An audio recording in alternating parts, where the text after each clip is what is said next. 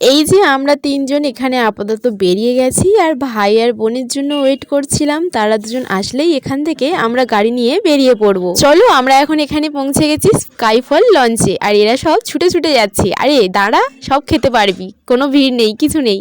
তারপর উপর গিয়ে দেখি এই যে প্রাইস এত কিছু লিস্ট রয়েছে, বেশ ভালোই, মানে অ্যাম্বিয়েন্সগুলো ভালো, কিন্তু দামগুলো একটু বেশি মনে হচ্ছিল। যাই হোক, তারপর আমরা বেশ ফাঁকা ফাঁকা পেয়েছিলাম। আমরা যখন গেছিলাম একদম পুরো ফাঁকা ছিল, বেশ দারুণ লাগছিল। আর এই সব প্রাইসগুলো বসে বসে দেখছিলাম, ভাবছিলাম কোনটা খাওয়া যায়, কিন্তু প্রাইস দেখে ভাবলাম না, আমাদের পক্ষে একদমই সম্ভব না। তাই ভাই আমাদের জন্য 5 জনের জন্য নিয়েছিল শুধু চা, আর চা খেয়ে বাড়ি চলে আসি।